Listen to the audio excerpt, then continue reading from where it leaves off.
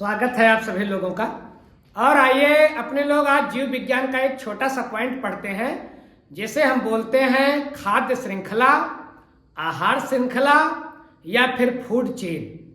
ये food chain क्या होती है, आहार श्रृंखला क्या होती है, खाद्य श्रृंखला क्या होती है। आइए थोड़ा सा इस विषय पर हम लोग अध्ययन करें। खाद्य श्रृंखला या इसी को हम बोलते हैं आहार श्रृंखला, और इंग्लिश मीडियम वाले इसी को फूड चेन बोलते हैं। तो पहले तो आइए हम इस शब्द पर विचार कर लें कि ये खाद्य श्रृंखला, श्रृंखला को इंग्लिश में हम कहते हैं चेन। चेन मतलब जंजीर। अब देखिए, सोने की कोई जंजीर हो, सोने की कोई जंजीर हो तो गुरियों से मिलकर के बनी होगी, छोटी छोटी कड़ियों से मिलकर के सोने की जंजीर बनी होगी। लेकिन अगर उस सोने की जंजीर की, सोने गोल्ड चेन की कोई एक गुरिया, कोई एक कड़ी टूट जाए तो पूरी की पूरी चेन बेकार हो गई। ऐसे आप देखें और एक उदाहरण देखें कि मान लीजिए कोई भैंस लेकर जा रहा है और भैंस के गले में जंजीर बंधी है। जंजीर का एक हिस्सा मालिक के पास है, भैंस के मालिक के पास है, और दूसरा हिस्सा भैंस के गले में बंधा हुआ है, और उस भैंस की जंजीर का एक गुरिया टूट जाए तो भैंस कहीं और हो जाएगी और मालिक कहीं और हो जाएगा। अर्थात ये जो कड़ी है, ये जो गुरिया है जंजीर की, वो बड़ी महत्वपूर्ण है। एक एक कड़ी, एक एक लिंक बड़ी महत्वपूर्ण है। ठीक भैया, जैसे किसी जंजीर की, जैसे किसी चेन की एक एक कड़ी महत्वपूर्ण है, वैसे खाद्य श्रृंखला में एक एक खाने वाला महत्वपूर्ण है। खाद्य श्रृंखला ये भोजन करने वालों की श्रृंखला है। खाद्य श्रृंखला मतलब किसी पारितंत्र में, पारितंत्र तो आप जानते ही हो, हमारे चारों ओर का वातावरण, हमारे चारों ओर का पर्यावरण, जिसमें जैव घटक भी आते हैं, अजैव घटक भी आते हैं। जैव घटक मतलब पेड़ पौधे, जंतु हो गए। अजैव घटक में सूर्य हो गया, पृथ्वी हो गई, जल हो गया, हवा हो गई, ये अजैव घटक है। तो हम जहां खड़े हैं, हम लोग जहां रहते हैं, वहां दो घटक हमेशा काम करते रहते हैं। कौन कौन से दो घटक? अजैव घटक और जैव घटक। अजैव घटक मतलब सूर्य, ये जीवित नहीं है। पृथ्वी, ये भी जीवित नहीं है। जल, ये भी जीवित नहीं है। हवा, ये भी जीवित नहीं है। ये जीवित तो नहीं है, ये अजैव घटक तो है, ये खुद जीवित नहीं है, खुद ये निर्जीव है, लेकिन ये जीवित रखने के लिए बहुत जरूरी है। अगर ये नहीं होंगे तो हम भी नहीं होंगे। तो ये अजैव घटक हो गए। और हम जहां रहते हैं वहां जैव घटक क्या है? हम लोग हैं, और भी पशु पक्षी हैं, पेड़ पौधे हैं, ये सब क्या है? जैव घटक। ये जीवित है, और जैव घटक और अजैव घटक का आपस में बड़ा चोली दामन का साथ है। अजैव घटक के बिना जैव घटक का कोई महत्व नहीं है, जिंदा ही नहीं रहेंगे हम लोग। पर्यावरण में जो जैव घटक है, अर्थात जो जीवधारी है, ये अजैव घटक के बिना जीवित नहीं रह सकते। तो भैया, और जैव घटक, इसको थोड़ा समझ लें। जैव घटक जिसमें सूर्य, पृथ्वी, जल, वायु, ये क्या हो गए? ये हो गए अजैव घटक। ये हो गए अजैव घटक। अजैव घटक और प्लस जैव घटक। जैव घटक में सभी जंतु और पौधे, ये हो गए जैव घटक। इनको दोनों को मिला देने पर ही बनता है पारितंत्र। जैव और अजैव, इन दोनों को मिला देने से क्या बनेगा? बनेगा पारितंत्र। अब अजैव में आ गया सूर्य, पृथ्वी, जल, वायु, और जैव में पेड़ पौधे और सभी जंतु और सभी पेड़ पौधे। तो ये दोनों मिला करके क्या बनाते हैं? इकोसिस्टम, पारितंत्र बनाते हैं। और यही आप ये भी जान लो कि विज्ञान की वह शाखा जो पारितंत्र का अध्ययन करवाती है, उसे इकोलॉजी कहते हैं। इकोसिस्टम का अध्ययन कराने वाली विज्ञान की शाखा इकोलॉजी। इकोसिस्टम का अध्ययन कराने वाली विज्ञान की शाखा इकोलॉजी, पारितंत्र का अध्ययन कराने वाली विज्ञान की शाखा पारिस्थितिकी, पारितंत्र का अध्ययन कराने वाली विज्ञान की शाखा पारिस्थितिकी। तो भैया किसी पारितंत्र में एक जीव से दूसरे जीव में ऊर्जा कैसे जाएगी? सबसे पहले तो सूर्य से ऊर्जा आएगी, फिर पेड़ पौधों में जाएगी, फिर पेड़ पौधों से शाकाहारी में जाएगी, शाकाहारी से मांसाहारी में जाएगी। यही तो क्रम है। इसी क्रम को भैया हम बोलते हैं खाद्य श्रृंखला। क्या बोलते हैं? खाद्य श्रृंखला। किसको खाद्य श्रृंखला बोलेंगे? किसी भी पारितंत्र में ऊर्जा के प्रवाह को ही हम बोलते हैं खाद्य श्रृंखला। फिर से देखें, फिर से सुने। किसी पारितंत्र में एक जीव से दूसरे जीव में ऊर्जा के स्थानांतरण को, ऊर्जा के प्रवाह को हम क्या बोलेंगे? खाद्य श्रृंखला, आहार श्रृंखला या फिर फूड चेन। एक जीव से दूसरे जीव को खाने की जो प्रक्रिया है, एक जीव के बिना दूसरा जीव तो रह नहीं सकता। एक जीव ही दूसरे जीव को खाएगा। सूर्य से पेड़ पौधे ऊर्जा बनाएंगे, पेड़ पौधे को शाकाहारी खाएगा, शाकाहारी को मांसाहारी खाएगा, उसको फिर कोई और खाएगा, उसको कोई और खाएगा। ऐसे एक श्रृंखला बनेगी। तो इस श्रृंखला को हम बोलते हैं आहार श्रृंखला या खाद्य श्रृंखला। आइए देखें हम लोग, जैसे कि घास है। अब घास ने ऊर्जा कहां से पाई? सूर्य से पाई। और इसने क्या बना लिया? प्रकाश संश्लेषण में भोजन बना लिया। अब घास को कौन खाएगा? घास को खाएगा मान लीजिए टिड्डा। घास को टिड्डे ने खा लिया, टिड्डे को मेढक ने खा लिया, मेढक को सांप ने खा लिया, सांप को बाज ने खा लिया। अब देखिए, एक जीवधारी दूसरे जीवधारी को खाते चले जा रहे हैं ना घास, तो इस खाद्य श्रृंखला में कहलाएगा उत्पादक, क्योंकि इसने किसी को नहीं खाया, इसने ऊर्जा का उत्पादन किया, इसलिए ये उत्पादक हो गया। टिड्डा ने सीधे घास को खाया, ये प्राथमिक उपभोक्ता हो गया। मेढक ने टिड्डे को खाया, ये द्वितीयक उपभोक्ता हो गया। सांप ने मेढक को खाया, ये तृतीयक उपभोक्ता हो गया। और बाज ने सांप को खाया, ये चतुर्थ उपभोक्ता हो गया। तो भैया देखिए, अब ये घास को टिड्डा, टिड्डे को मेढक, मेढक को सांप, सांप को बाज, ये ऐसे खाने का सिलसिला चल रहा है ना। तो ये एक श्रृंखला चल रही है। तो इसी श्रृंखला को हम क्या बोलेंगे? इसी श्रृंखला को हम बोलेंगे भैया खाद्य श्रृंखला। क्या बोलेंगे? खाद्य श्रृंखला। मतलब अब ये पारितंत्र हो गया, ये घास के मैदान का पारितंत्र हो गया। घास का मैदान, घास पेड़ पौधों से ऊर्जा, घास सूर्य से ऊर्जा लेगा, प्रकाश संश्लेषण करेगा, भोजन बनाएगा, घास को टिड्डा खाएगा। उसी घास के मैदान में घास को टिड्डा खाएगा, वही टिड्डे को मेढक खाएगा जो उसमें रह रहा है, वही मेढक को सांप खाएगा जो वहां रह रहा है, और सांप को बाज खा लेगा। तो ये बेटा क्या चल रहा है? ये चल रहा है एक चेन, एक श्रृंखला। तो इसी को हम बोलते हैं खाद्य श्रृंखला। ऊर्जा घास से टिड्डे में गई, टिड्डे से मेढक में गई, मेढक से सांप में गई, और सांप से बाज में गई। हम भोजन क्यों करते हैं? ऊर्जा के लिए ना। अपने लोगों की दिनचर्या चलती रहे, अपने लोगों को काम करने के लिए ऊर्जा मिलती रहे, इसीलिए तो हम भोजन करते हैं, इसीलिए तो हम खाद्य पदार्थों को ग्रहण करते हैं। तो और जो हम लोग खाते हैं उसे खाद्य पदार्थ कहते हैं। ये भी ध्यान रखिएगा, जो भी हम भोजन करते हैं, कोई जीवधारी जो भी भोजन करता है वो खाद्य पदार्थ कहलाता है। खाद्य पदार्थ से हमें ऊर्जा मिलती है। तो टिड्डा क्यों खाता है घास को? इसको ऊर्जा चाहिए। मेढक क्यों खाता है? इसको ऊर्जा चाहिए। सांप क्यों खाता है? इसको ऊर्जा चाहिए। बाज क्यों खाता है? ऊर्जा चाहिए। तो भैया अब बताइए खाद्य श्रृंखला क्या है? एक जीवधारी से, किसी पारितंत्र में एक जीव से दूसरे जीव तक के ऊर्जा के प्रवाह की एक श्रृंखला ही खाद्य श्रृंखला कहलाती है।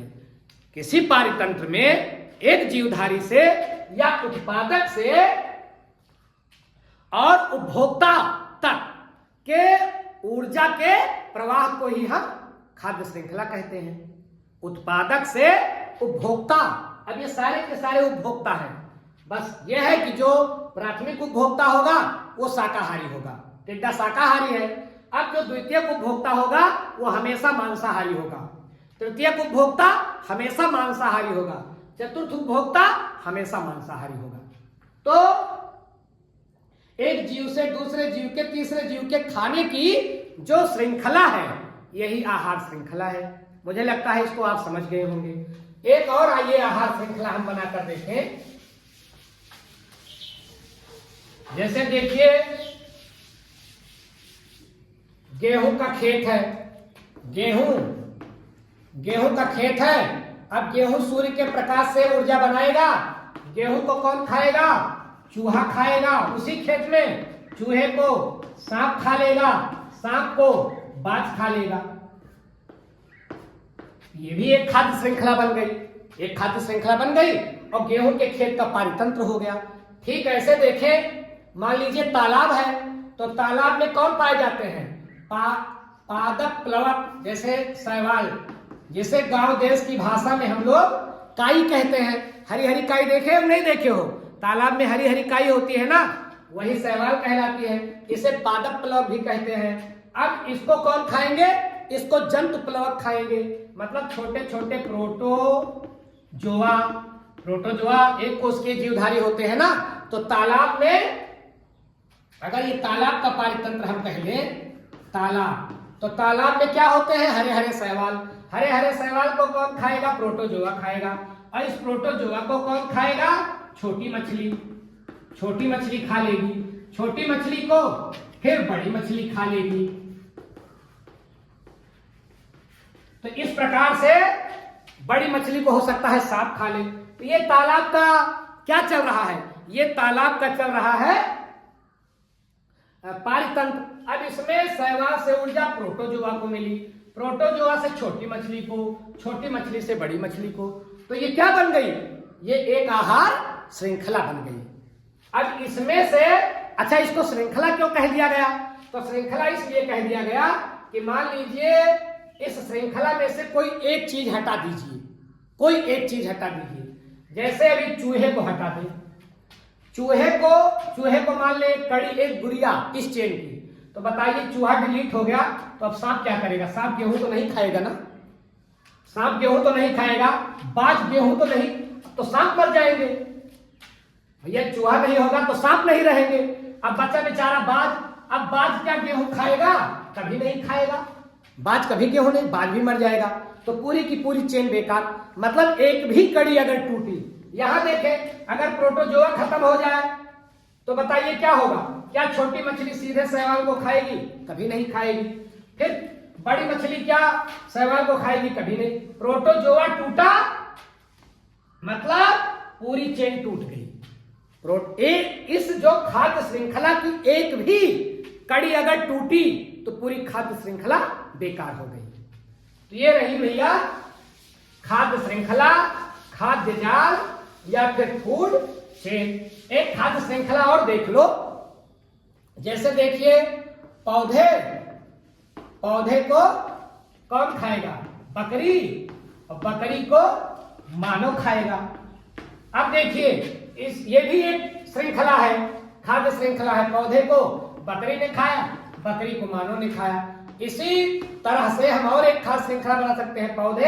पौधे को हिरण खाए और हिरण को शेर खा ले, तो ये भी एक खाद्य श्रृंखला हो गई। पौधे से ऊर्जा किसको मिली? हिरण को। हिरण से किसको मिली? शेर को। तो ऊर्जा का क्या हो रहा है? प्रवाह, ऊर्जा का स्थानांतरण हो रहा है। और यही एक बात और ध्यान रखिएगा आप लोग कि किसी पारितंत्र में ऊर्जा का स्थानांतरण केवल एक दिशा में होता है।